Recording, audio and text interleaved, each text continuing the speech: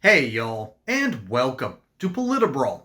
My name is Brian, and Kaitlan Collins gets wrecked on her own show, all because she can't admit the truth about the Schumer shutdown. Let's dive in.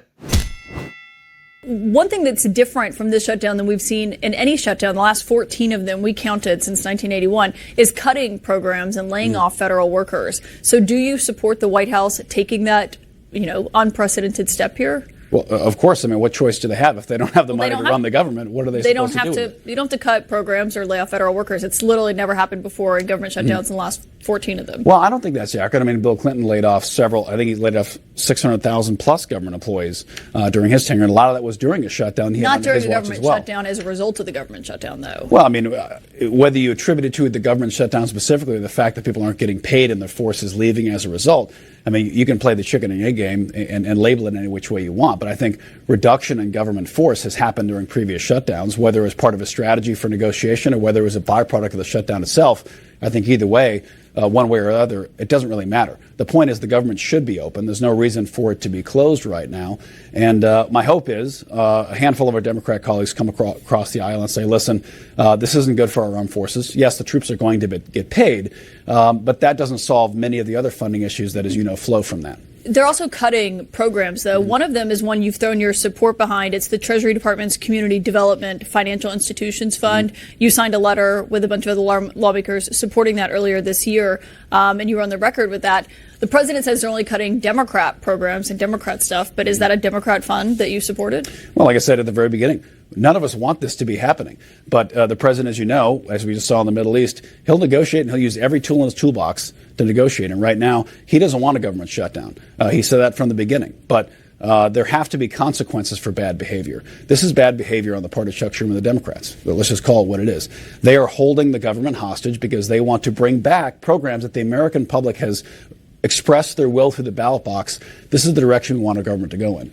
Now they're saying we're not going to allow you to let the government function. So unless you give us $1.5 trillion in money for programs that the American people have largely now said they're no longer interested in supporting, to include health care for non-citizens, illegal immigrants, health care expansion programs for other countries in some cases on an export basis, unless you give us $1.5 trillion for that, we're going to keep the government closed.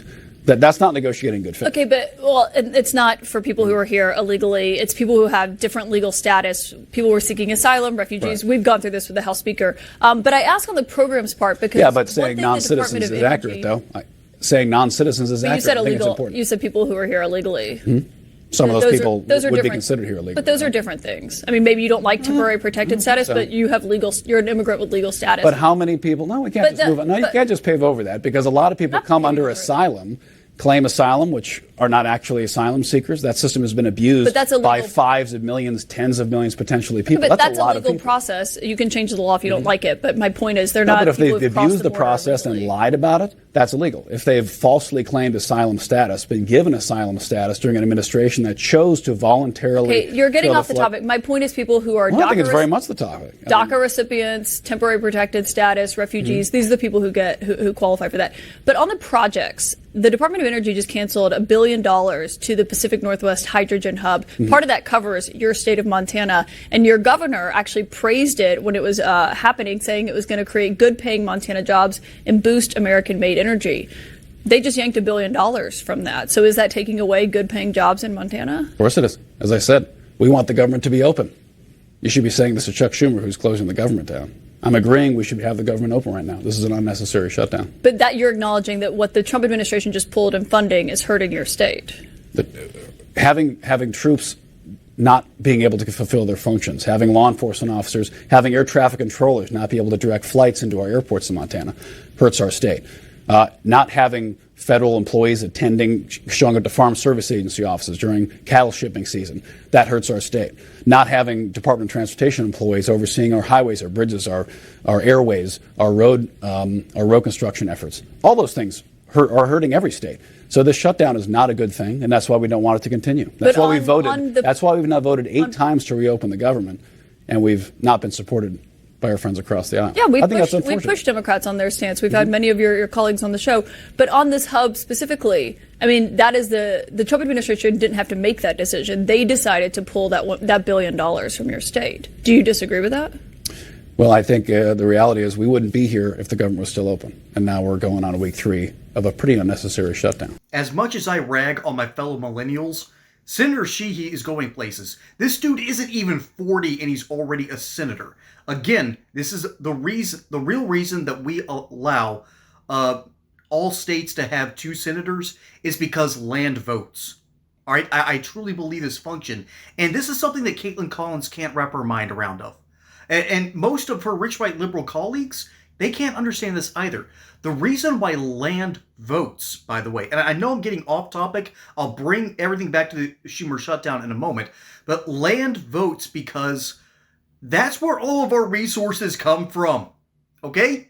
You can't have cattle without land. You can't have chickens without land. You cannot grow vegetables without some land. You've got to have a couple of acres out there. We got to have 40 acres and a mule in order to have some good subsistence and good living conditions.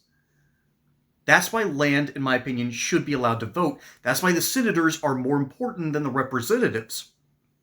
It is an unironically brilliant system. And rich white liberals do not understand this. They, as a matter of fact, they hate this. They are jealous of it. They despise the very idea that land can vote because it takes power away from them and their utopian ideals without costing them any of the actual work and labor that goes into ensuring that there's food on their plate.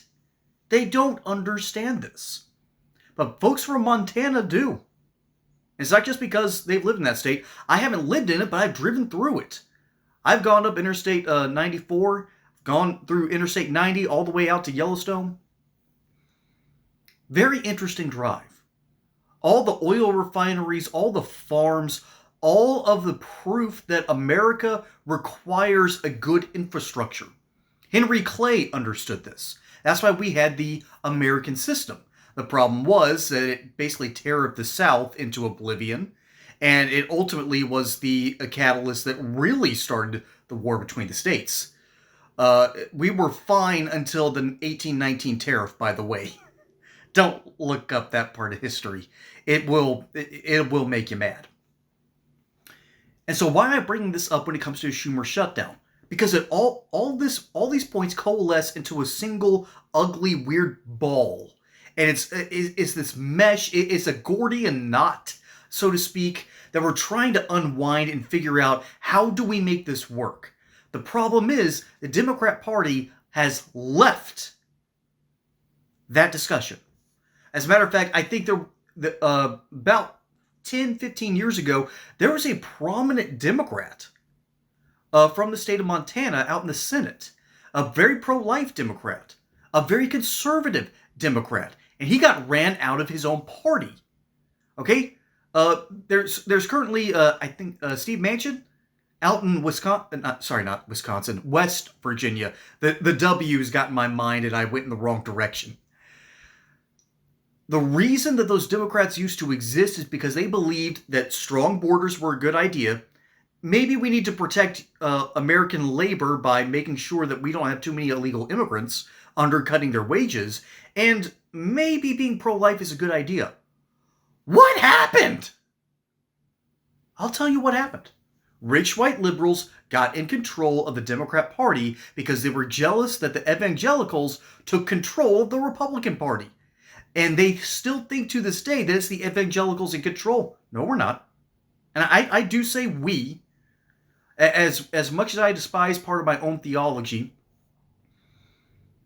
evangelicals no longer control the Republican Party. So again, what does this have to do with Kaitlan Collins and a government shutdown?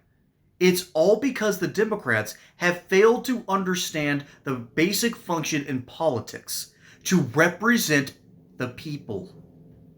They have forgotten this. They only represent rich white liberals and their absolutely moronic kids. By the way, the kids are here. On one hand, Tim Sheehy, thank you for doing what you're doing. But the millennials are starting to get in control, and they're voting for people like AOC and Mandami. Millennials are here, and we're voting for some very weird, odd, and borderline evil things.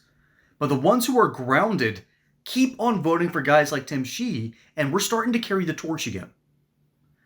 This government shutdown is about trying to keep the millennials out of power. That's what it really is about. Chuck Schumer is terrified of getting primaried.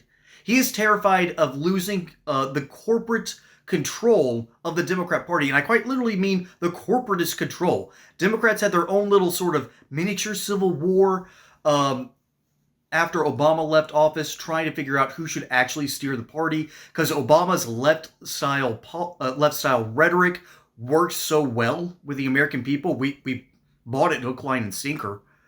I was lucky enough to see right through it.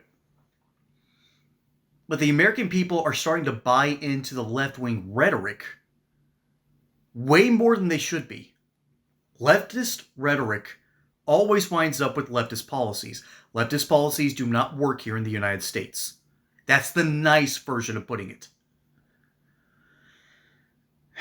And Kaitlan Collins can't admit it. She and the entirety of CNN have a staked interest, a vested interest, in saying that no, our left-style rhetoric needs to win, even though it doesn't work. That is the insane, almost clown world that we currently live in. And it's all because they can't admit that they're wrong. And if they admit that they're wrong, there goes their power. That they lose everything when they admit the truth.